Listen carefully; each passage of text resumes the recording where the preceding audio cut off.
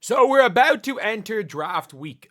Well, we are 5 days from the draft. So over the next 5 days, there's going to be a lot, and I mean a lot of draft content on this channel. From my own mock draft, I got a 2-round mock draft ready to go today, to a mock or reacting to every single mock draft I've seen, I can see, and yeah, we're gonna start us off by talking about the Dallas Wings.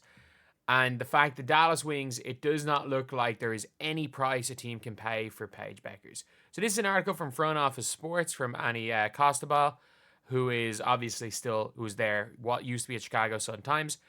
And when I look at things now, I feel like there's a false narrative around Dallas. But narratives don't spring out of nowhere. The Wings have been mediocre or worse for most of the last decade. In the last 9 seasons, since the franchise relocated to Dallas, evolving from the Tulsa Shock to the Wings, when they were the Detroit Shock before that, it has finished above 500 or advanced to the second round just once in 2023. I will say, though, in 2023, they were very good. They were very good. And obviously, they won 9 games last year, which was... No, they won... Did they not win 11 games last year?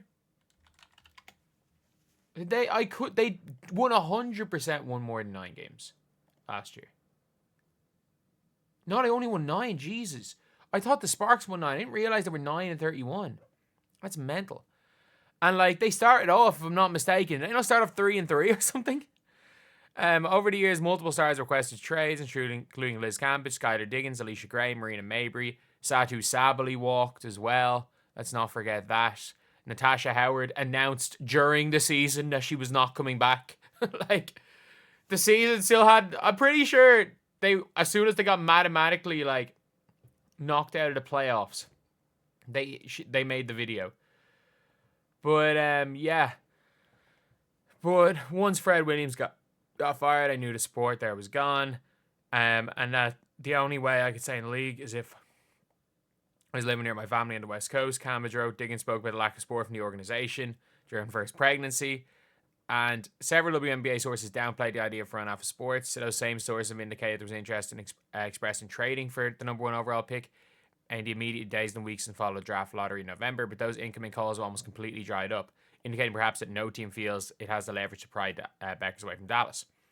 And the big thing about that is, if I was Dallas, I actually don't know how much the Storm are willing to give up, because it's a real tough one. But I think if you're Dallas, this is like giving up the number 1 pick. Or in like a Cooper Flagg year where Cooper Flagg's gonna not gonna be a bust. You know he's gonna be good, but you just don't know what that ceiling quite is.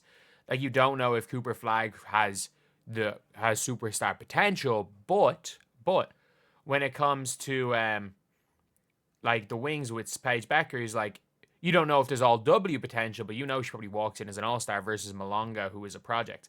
I still think getting 2 plus 2 first rounds next year, because Seattle own LA's first round pick, if you could somehow swing number 2, the Seattle 2026 and the LA 2026, I would strongly consider doing that, because then you get a potential number 1 pick in the 2026 draft where you can get a good guard as well. But a team will never go wrong by drafting Paige Bueckers.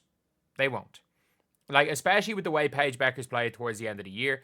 Yes, she was kind of anonymous in the Final Four and the championship game, but like, she still came up with 17 points, and like, they're winning games.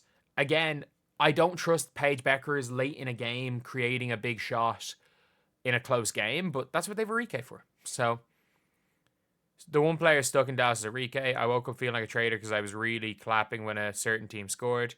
She posted following the NCAA Championship Sunday. Anyway, go Wings. Can't wait for the draft. When you Wings, y'all know what to do.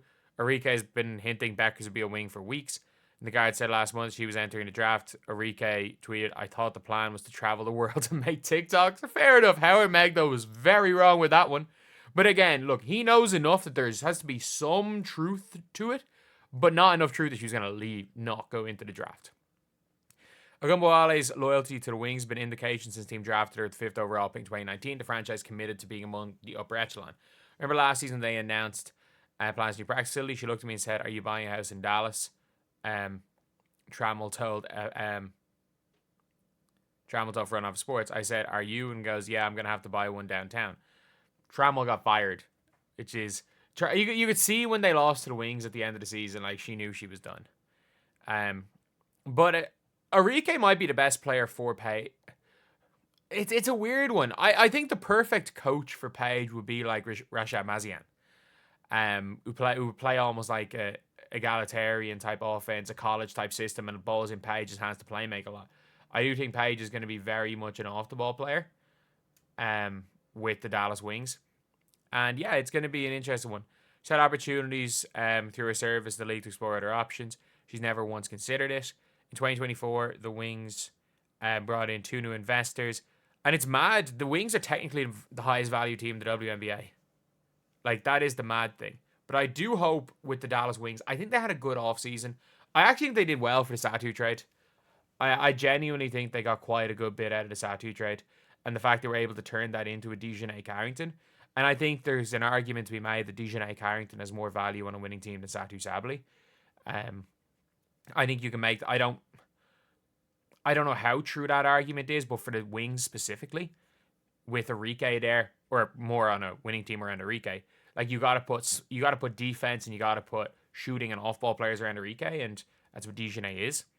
41% ownership takes sales stake. Bib was in years long talks with City of Dallas, find a team, new home within the city limits. Obviously, they've outgrown the stadium, and it is mad that also they're playing games in a 20,000 seater stadium. And also, the fact is that we heard Caitlin Clark talking about how, oh, you've got Paige now, move every game to the American Airlines Arena, which is 20,000 seater. And I don't think they're there quite yet. I think if you're half filling up a 20,000 seater stadium, it's going to be a worse look than filling up a 6,000 seater stadium. But I just try to see if there's anything you can find that's somewhere in between. Somewhere in between, like a 10,000 seater arena in Dallas, and like that would be an ideal situation.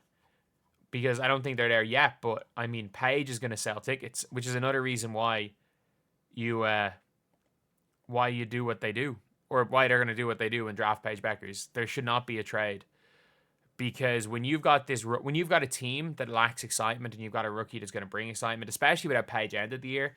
Look, I was very wrong. I was on team Olivia Miles at one stage, and heck, Olivia Miles at one stage was going higher. There were mock drafts drafting her number 1 because Olivia Miles was unbelievable up until Notre Dame got that number 1 got the number 1 ranking in college, and it's like they all forgot how to play basketball.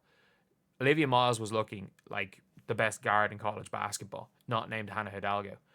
And Paige had struggled up, and like Paige had struggled. They lost 3 games all year.